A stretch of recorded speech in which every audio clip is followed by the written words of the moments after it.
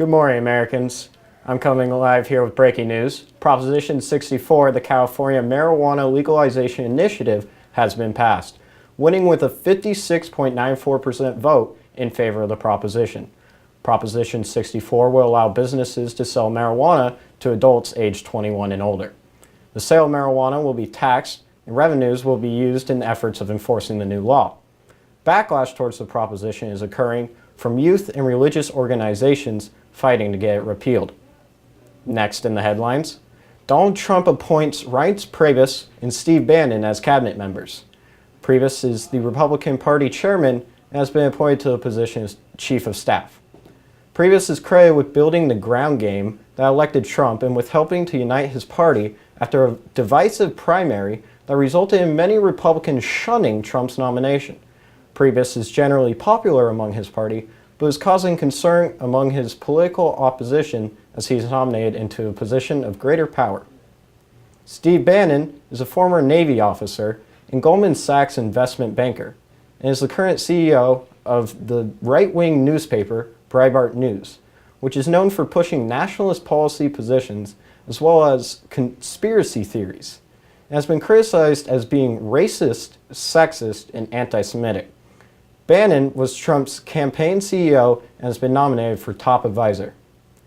Our final headline this morning, Jill Stein calls for a Wisconsin vote recount. She claims there was an alleged hack on the systems and bogus ballots. The recount would cost millions of dollars, and Stein is currently fundraising the money for the recount. Her move to challenge the counts has split opinions, with some energized by the thought that it has potential to show defeated Democrat Clinton is the rightful election winner, and those who see Stein's intervention as an expensive gimmick to promote the Green Party. Some members of the Green Party disapprove of Stein's actions and urge the recount. The cost of the recount contradicts ideals of the Green Party, which advocates for environmental and cultural related issues. Other Green Party members believe the money should be spent aiding the planet. That's all for today. I'm signing off.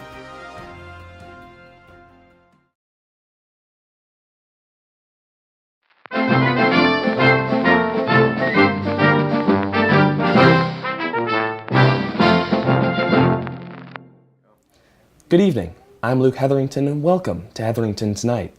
We have a wide variety of topics to discuss on this fine winter tonight, so please strap on your seatbelts and hold on, because this is about to get juicy. First up on the steaming pile of delectable headlines is that of controversies surrounding California's newly passed Proposition 64, the weed law. This law has angered numerous religious and youth organizations, and it seems like the Father, the Son, and the Holy Spirit don't want to go on that weekend hike their roommate Chad invited them on after all. Also, is it really the youth speaking for the organization, or the concerned parents?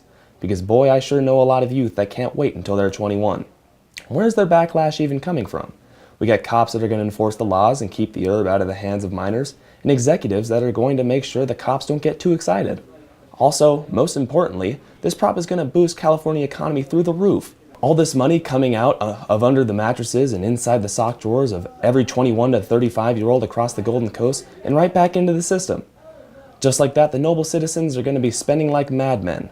You can expect January 1st to be the very first Green Friday, and anticipate the highest influx of camper vans on the road all year. And now, onto the next topic. Donald Trump appoints scary people. Now, don't get too excited. We're not talking about them being members of the KKK, or at least we don't know that they are yet. So far, we have two people appointed to positions in the cabinet. On one hand, we have Reince Priebus, an all-around okay guy. But then we have our buddy Steve Bannon. Don't even get me started on Steve Bannon. You may not know him, but you might know his newspaper, Breitbart News. This has a reputation for not being just racist, not just sexist, but anti-Semitic too. This man is the whole package. Wait, did I read this right? Trump, you had my hopes up. But this guy, really, you're not trying to make this easy. This man is seriously going to be the top advisor to the President of the United States. Oh, come on. Last on our plate is that of the recount implicated throughout the state of Wisconsin by Jill Stein. Her urgency and reasoning toward a recount was based upon the fear of a foreign hack upon the voting machines. Now here's the problem with saying that the voter machines could have been hacked remotely.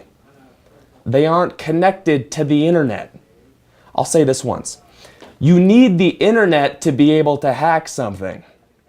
I'm not sure whether Miss Stein has taken a computer science class, but there's no way that these machines could have been tampered with by a foreign entity. But I would love to see the device that can hack a machine without being connected to it.